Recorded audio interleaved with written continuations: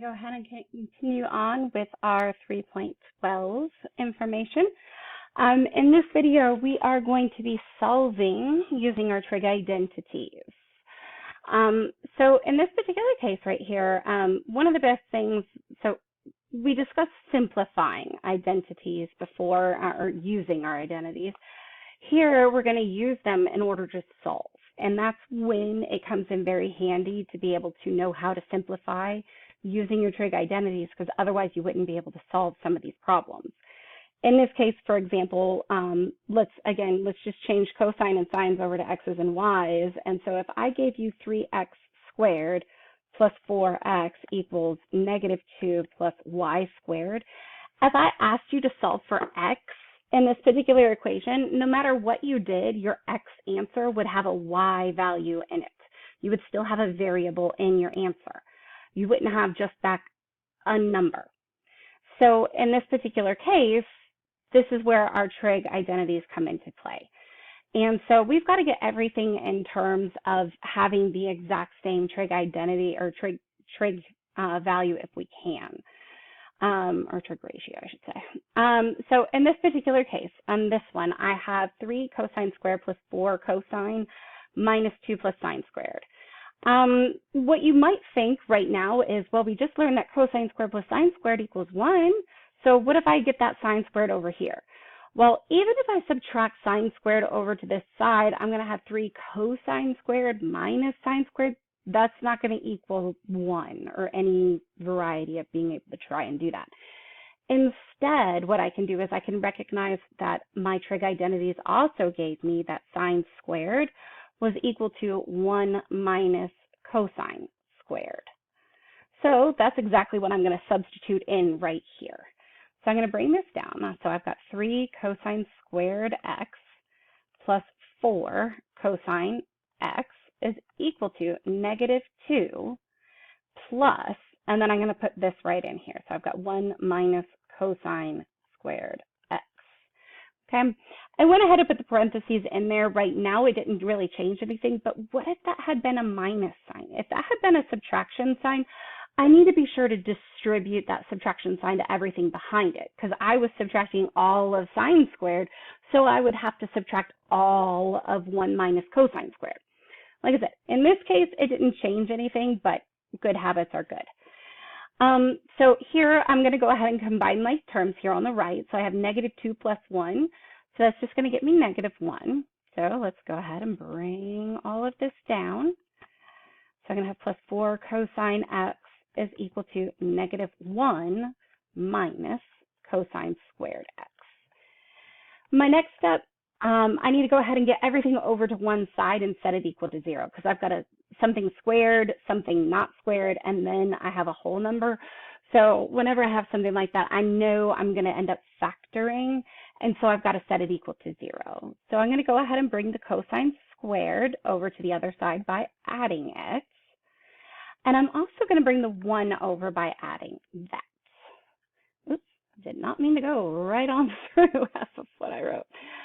So here we go, cancel those out. And so now I'm going to have 3 cosine squared plus cosine squared, so that gets me 4 cosine squared plus 4 cosine x plus 1 is equal to 0. So now right here, before I factor, I always check and see, do I have a GCF right here or anything? And in this case, I do not. So instead, I can't factor and just say, hey, what multiplies to get 1 and adds to get 4? I can't do that because I have a value in front of my squared term. I have an a that is greater than 1. So instead, I'm going to have to use any one of the variety of methods that I have for factoring, such as grouping. I could do our big X. You could do box method, whatever it is that you want to do. And so in this particular case, I'll go ahead and I'll just use box method. And so let me go ahead and set that up. All right, so I've got that set up here. So by doing our box method, what we do, we set it up so that this very first top left box is always equal to whatever you have here. The second bottom right box, this one's always going to be equal to what you have here.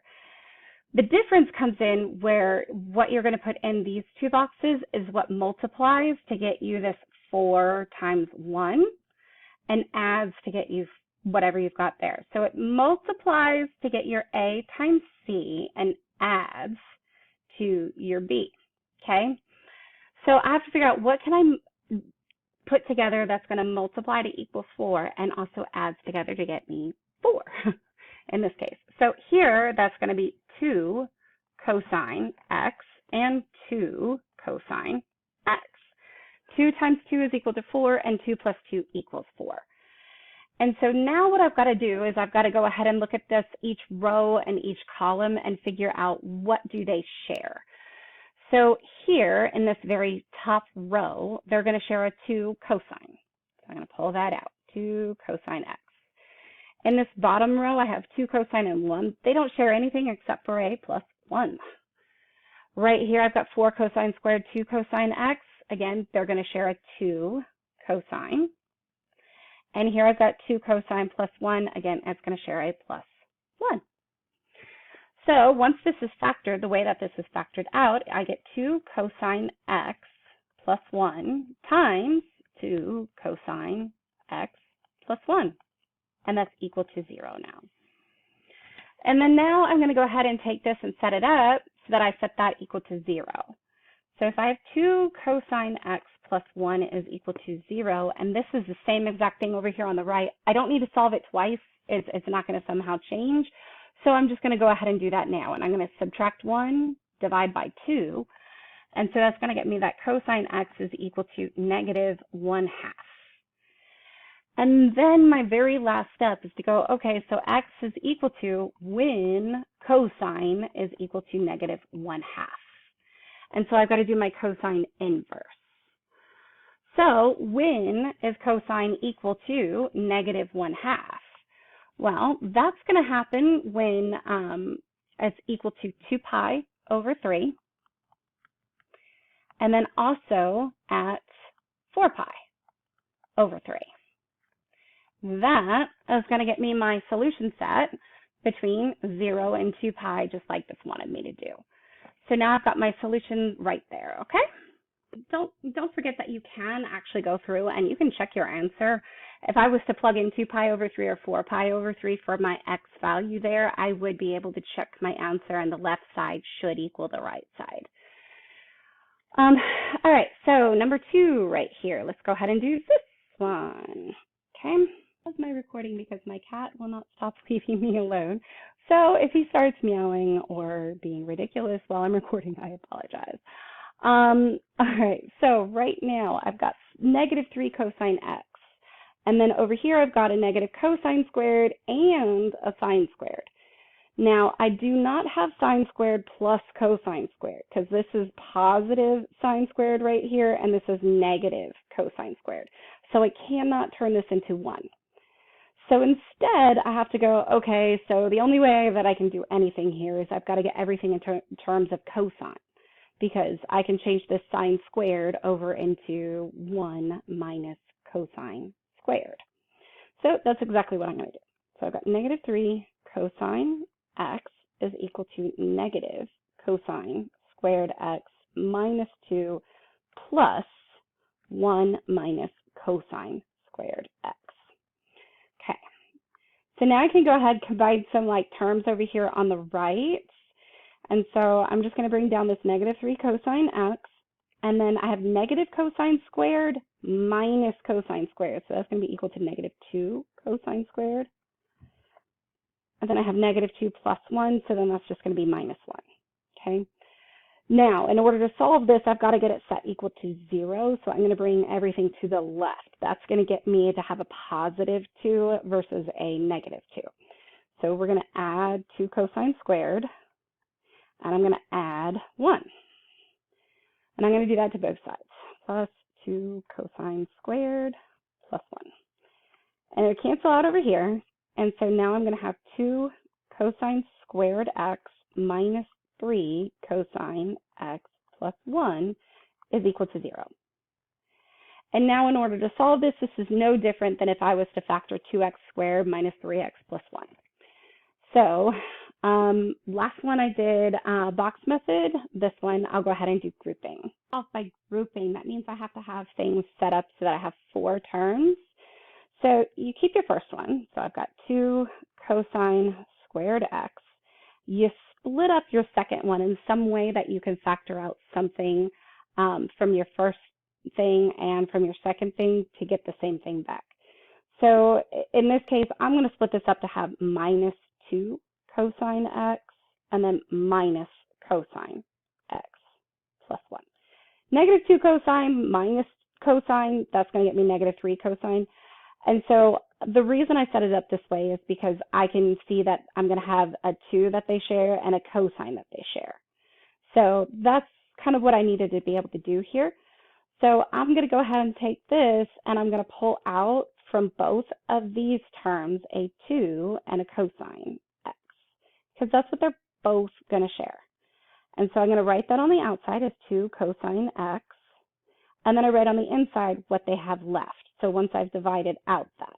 So I'm going to be canceling out one of those cosines, and so it's going to leave me with just a cosine x here. And then 2 cosine divided by 2 cosine cancels and gets me that minus 1 right there. Okay, and now I'm going to do the same thing over here and see what do they share. Well, this is a negative cosine and a 1, so they're going to share a negative 1. So I'm going to just divide both terms by negative 1 and write what's left when I've done that. So negative cosine divided by negative 1 just gets me positive cosine x, and 1 divided by negative 1 gets me negative 1. And what you should see is that what you have written inside your parentheses, both here and here, should be exactly the same. If they're not the same, you did not factor by grouping correctly. So my first term in my parentheses is going to be what's on the outside. So now I have 2 cosine x minus 1 as one of those parentheses, and then just cosine x minus 1 as my second set of parentheses. Now that I have that, I can go ahead and set each of those terms up equal to 0 and solve for what my potential, or what all of my values would be for cosine. Set equal to 0 here.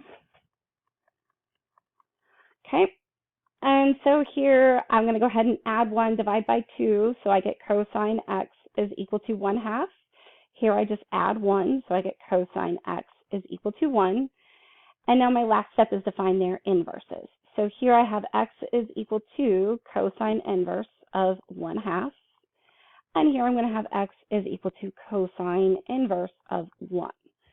Now the question is where is cosine equal to positive 1/2 and where is cosine equal to 1? Well, it hits 1 first, and that's going to be at 0. It gets to cosine is 1/2 at pi over 3. Cosine doesn't get back to 1 again until 2 pi, but it does get back to 1/2 again at 5 pi over 3. And then I'm back to 2 pi. So then now the question here is that all within the domain restrictions that I have? And the domain restrictions that I have is between 0 and 2 pi, not including 2 pi. So that means I got to come back down here and I got to take that 2 pi out of my final solution set and write it just like this. So that's what I've got for all of my solutions for x. Again, you can take 0, pi over 3, 5 pi over 3, and plug those back into your original equation, and the left side will equal the right side as long as you did everything correctly. All right, let's do number 3 here. All right, this one is already set equal to 0, so there's nothing that I need to do, but then again, if I look here, well, there's nothing that I can factor out. I just have a cosecant squared and I have a 2 cotangent. So instead I need to go, okay, do I have a Pythagorean identity that could help me? And sure enough, I do. So let's go ahead and we can change this cosecant squared. That's going to be equal to 1 plus cotangent squared x. And then I'm just going to bring down the rest of this. So instead of having cosecant squared, I've changed that to 1 plus cotangent squared. And now I have a cotangent squared, a cotangent, and just an integer. So this is something that I will be able to factor. So let's go ahead and just write this in the proper order so I can see it as it needs to be. And this one does not have an a that's greater than 1, so this is really straightforward factoring. It's whatever I can multiply to get 1, that adds to get me 2. So I'm going to have cotangent as my first thing, and I'm going to put it as the first thing in the second one there. Okay, so what multiplies to get 1 and adds to get 2? Well, 1 and 1. Cotangent x plus 1 and cotangent x plus 1. So then I take that information and I can set that up equal to 0. And again, since these are exactly the same thing, I don't need to solve it twice. And all I'm going to do is subtract 1 from both sides. So I get cotangent x is equal to -1. So that means I'm solving where is x equal to -1 for my cotangent. So when you think of cotangent, cotangent is equal to 1 at all of my pi over 4s. So I need -1. So it's going to be -1, not at pi over 4, but instead at 3 pi over 4. Not at 5 pi over 4, because there I have a negative over a negative, but then again at 7 pi over 4. And those would be my solutions between 0 and 2 pi. I'm going to go ahead and do one more on this video, and then I'll do another video in a second. All right, for this one right here, I've got a tangent squared and a secant. So again, just like this problem number 3, I can't factor anything out as it is. So instead, I need to change that tangent squared using one of my Pythagorean identities. Tangent squared is equal to secant squared minus 1. And I'm just going to add the 2, secant x equals -2. So all I did was just make that tangent squared into secant squared minus 1. And then I can go ahead and get it set equal to 0 and write it in descending order. So here I've got secant squared x plus 2 secant x. And I'm going to add 2 to both sides. And so that's going to get me plus 1 is equal to 0 here. All right, and now I can't go ahead and just factor it. Oh, I'm sorry, I can go ahead and factor because this a value right here is 1. And if you notice right here, it's exactly the same as the last one. It's just secant instead of cotangent.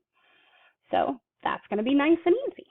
So I've just got secant x in my first one plus 1, and then secant x plus 1 again is equal to 0. Because again, secant times secant is secant squared, and then I have secant times 1 and 1 times secant, so that's going to get me 2 secant, and then 1 times 1 is going to get me 1. And then I set both of those up equal to 0, and I really only need to do it once. And so that's going to get me secant x is equal to -1. And so then the good old question is at what angle is secant equal to -1? Well, good question is, well, what does that mean for cosine then? Because that's its reciprocal. So what's the reciprocal of -1? Well, it's when cosine is also equal to -1, because the reciprocal of -1 is -1. So in this particular case, the answer that I'm going to have is everywhere where cosine is equal to -1. Well, that happens at, not 3, that would be sine. That happens at pi. And so then that happens only 1 and only 1 time. And that is going to be the solution for my equation here. Okay, then I'll do the rest of these problems in another video.